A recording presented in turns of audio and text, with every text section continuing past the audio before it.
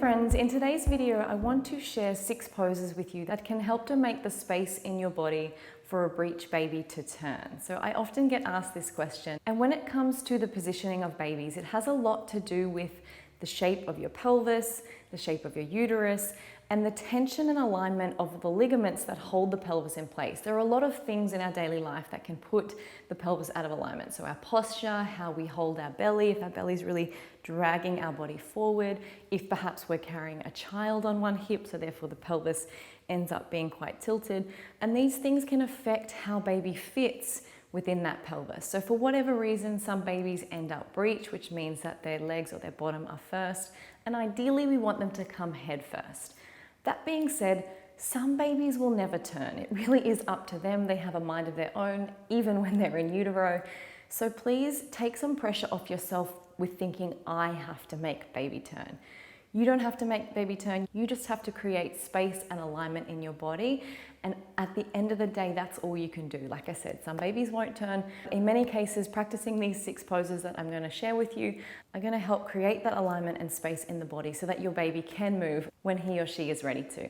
So while I am going to be talking about these 6 poses in particular and recommending that you try and include them in your week as many times as possible leading up to birth if you've currently got a breech baby, just generally practicing pregnancy yoga is going to be great now as well, because it's all about making space and alignment in the pelvis. So if you would like some pregnancy yoga practices, I'll leave some links below, and I'll also leave my free pregnancy yoga guide. So if you want to get started with that one, you can. And finally, I will also create a blog post that will go with this particular video. So if you don't want to come back to the video each time, I'll leave the link below to the blog post so you can come back and just see the images of what poses you're meant to practice. So let's start at the easiest one first. And this is coming to a down dog against the wall. So literally all you need is a wall to get started. So I want you to bring your hands in at hip height and press the palms into the floor as you walk the legs out. So you're just going to keep the hands pressing into the wall, press into the feet, and then let the upper body hang. So you notice I make the right angle with the floor that we do in our down dog, and all this is doing is creating a lot of space in this area. And I'm just going to hold here for 5 full deep breaths. All right, so our second pose is very similar to this down dog against the wall, except it's a wide leg forward fold using the wall as a prop. So you're going to do exactly as you did before, except this time you're going to take your legs wide and use the wall as support to press into. So again, bring the hands into the wall, start to walk the feet out, but this time take them wide as comfortable for you. And then I want you to stick the bottom out behind you, really press into the hands. So you're starting to make that right angle, except you've now also got the feet nice and wide. And again, breathing here for 5 full deep breaths. Ground. So our next pose brings us right down to the ground, and I want you to come into a melting heart pose. So you've probably done this one a lot in pregnancy yoga classes. It's a pretty common one. So I want you to bring the knees underneath the hips, and I want you to bring the hands underneath the shoulders to start. So just feel comfortable in the body here, feel comfortable through the pelvis. And I want you to walk the hands forward until the heart melts down towards the floor. So for some, this won't happen. You won't get all the way down to the floor. If that's the case for you, you might want to use a bolster so that you can bring the head down to something to support and really be able to relax through that upper body while still getting that stretch through the heart and through the pelvic area. If you are able to get all the way down to the floor, just let the chest and forehead sink down. One thing that you can do if you want to increase this pose a little bit more is to start taking the body into an A shape, which you may need some support behind you for. You can get your partner to wrap a scarf around the legs and pull backwards as you creep that upper body forward so that it takes some of the weight out of the chest. Because as I'm here, all my weight is in the chest, which is a little bit confronting when you're pregnant. But if you've got that counter pressure drawing back, you're really creating space here in the belly and in the pelvis for bub to hopefully move. So another great pose that you can do is just a simple supported bridge. So I use a bolster for this one, so it makes it nice and restorative, and you're going to be more comfortable to stay here for a while. I will let you know, if you're heavily pregnant, I often found bridge pose didn't feel great because it felt like I was kind of suffocating because the weight of the belly is pressing backwards.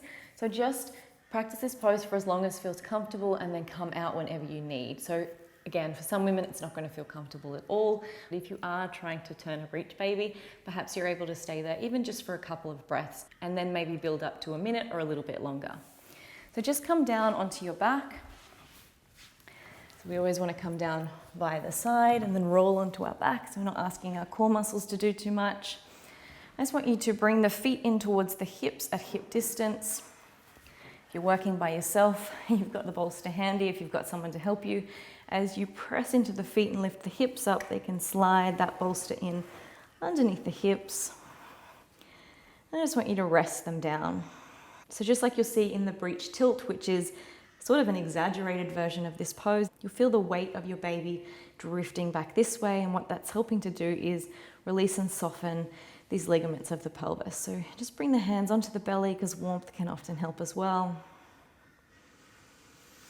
Just take some full deep breaths here. And then the final two poses I want to introduce you to are the breech tilt and the forward leaning inversion. So if you've ever looked into spinning babies or optimal birth positioning, these are things that are often taught in these communities. I've adapted how I do them to fit a yoga class, so I use bolsters. You will see I use quite a few bolsters to do this. So if you don't have bolsters at home, you might need to go and check out the blog post where I'll see if I can include an image where this is done with everyday items. For instance, the breech tilt is often done with a couch and an ironing board, and then the forward leaning inversion is often done with a couch or a bed. Both of these poses should really be done with someone there supporting you. As you'll see in a moment, you could quite easily get stuck in these poses if you're heavily pregnant. And of course, there's also the risk of falling in that forward leaning inversion. So I highly recommend working with someone to do these poses safely, but I'll talk you through how I do them in a yoga class with the use of bolsters. So let's start with the breech tilt first. So basically the idea with the breech tilt, all of these ligaments in the low belly to really relax so that bub can reverse out and have that space. So first I'll stack up 3 of my bolsters just like this, so 2 on top of each other and then 1 beside it. And then I'm going to lie, the other one is where I'm going to lie down. So like I said, this is something you should practice with another person supporting you. So the easiest way to get in is to sit up on the top one, and you're going to use your hands and press your feet into the floor. So remembering, if you're pregnant, you don't have core strength, so someone here to help you would be great. And you're just going to lower yourself back down. And then ideally you're going to stay here for as long as is comfortable, or for about 20 minutes. So you're really going to allow all of these ligaments and all the tension to just relax and hopefully create some space for baby to reverse out and find some space to turn around. And then finally the forward leaning inversion. So like I said, you can do this one off a couch or a bed. I found a way to do it off some bolsters. So for this one, I use all 4 bolsters stacked up on top of each other. And again, if you're pregnant, you most definitely want someone helping you to do this, because your center of gravity has changed, and I would hate to think of anyone falling. So bring the knees to the edge, and ideally, just like that melting heart, you want to make an A shape with the body. So I want you to come down onto the forearms, and hopefully you can see that this part of my body is making an A shape. And what that's doing again is allowing the ligaments and tendons to relax and soften, creating space in that pelvis, hopefully creating space for baby to move. So again, ideally stay for as long as is comfortable, or up to 20 minutes if you can. You may need to build up to this. So maybe just staying for 5 deep breaths to start, and then building up the time that you're able to stay here. And then when you're ready, moving back out. Remember to come out nice and slowly, because all of that blood has rushed to the head. All right, so they are the poses I recommend if you have a breech baby that you're hoping to encourage to turn. Just another couple of things that I can also recommend is, just like if you've got a posterior baby, spending a lot of time on hands and knees, so making this sort of space with the body is going to help, and avoiding time leaning back. So when we lean back, when we're in that beautiful comfy position on the couch watching Netflix, we're really limiting the space that our body has. We're leaning back and yeah, it's just not a good thing.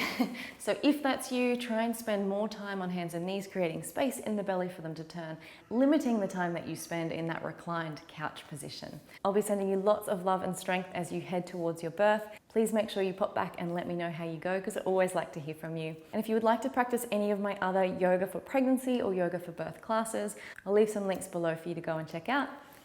Thanks again for being here. Namaste.